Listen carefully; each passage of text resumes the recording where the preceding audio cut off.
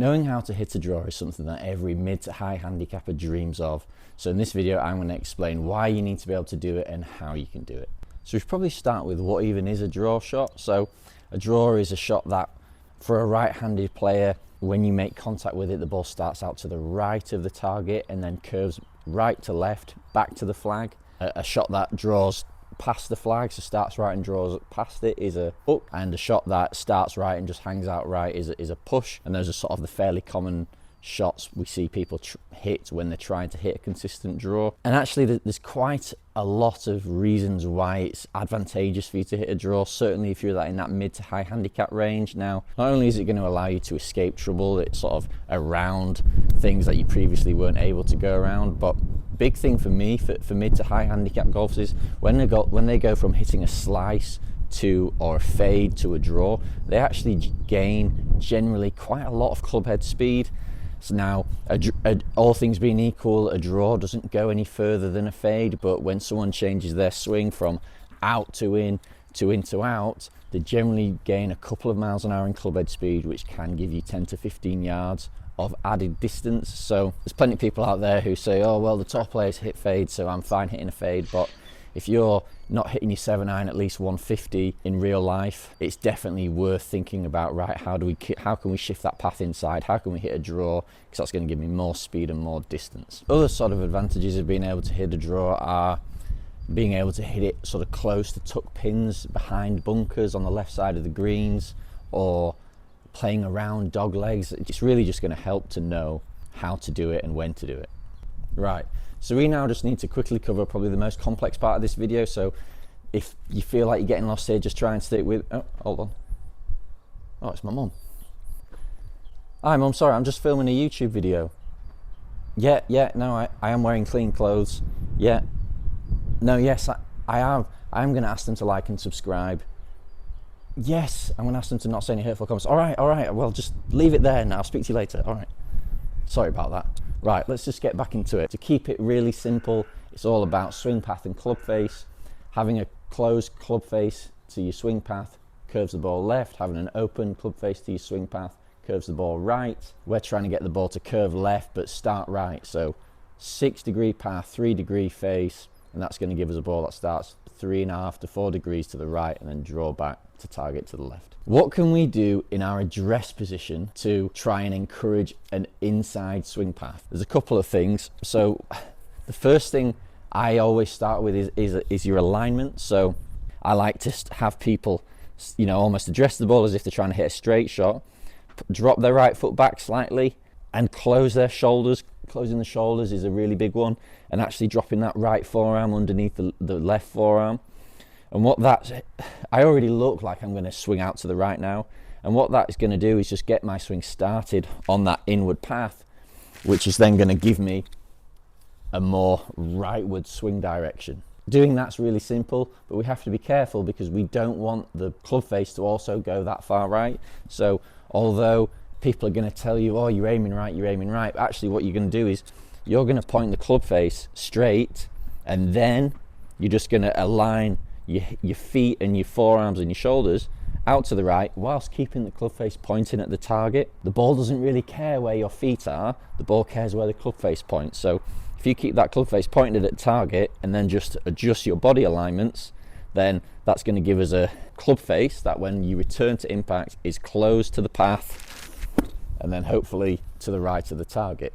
Another thing I'm going to do, as well as aligning my body to the right, or my shoulders and my feet and my forearms to the right, is I'm actually going to push my hands forward of sort of a neutral shaft. I'm going to point my hands forward so the shaft points at my left hip or my front hip. What that does is that actually closes the club face slightly, and if we try and also it's going to allow the club to start more on the inside. People who hit fades, if you imagine like Montgomery, he would start with a very neutral shaft and he would lift.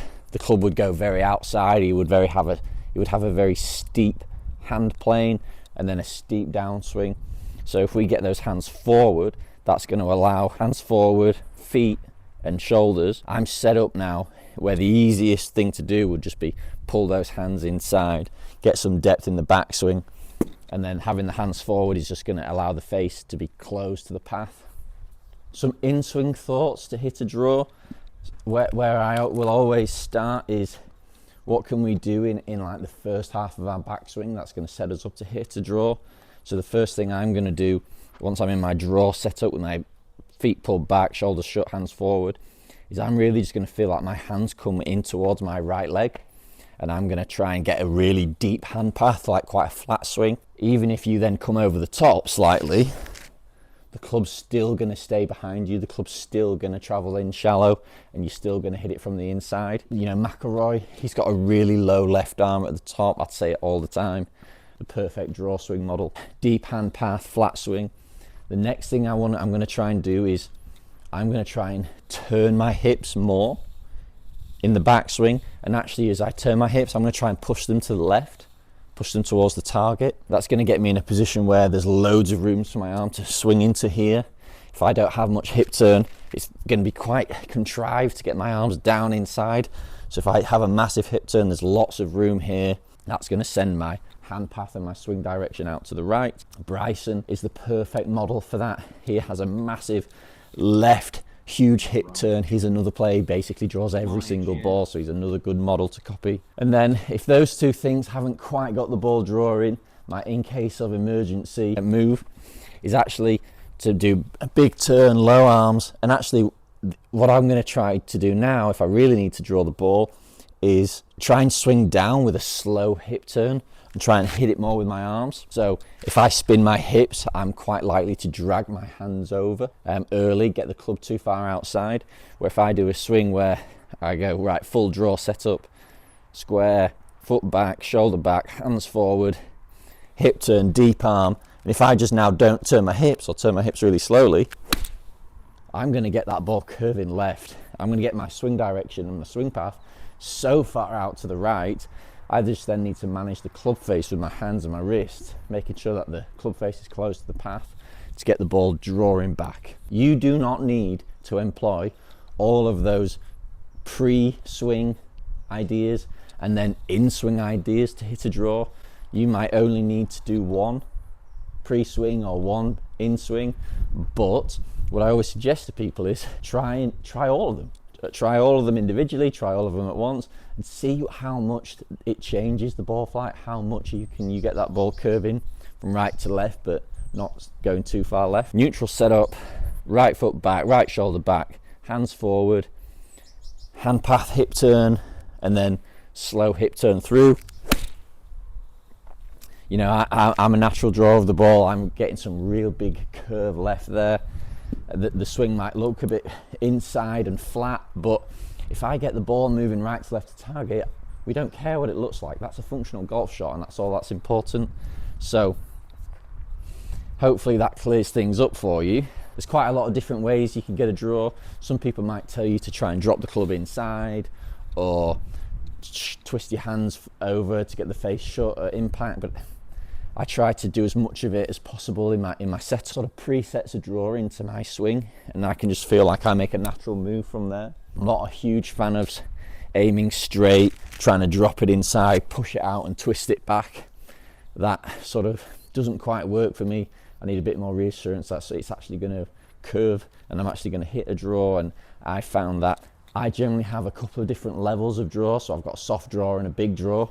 Where soft draw I might just change my address, and if I want to hit a big draw to get around a tree or something, I'm then also going to do the in-swing changes.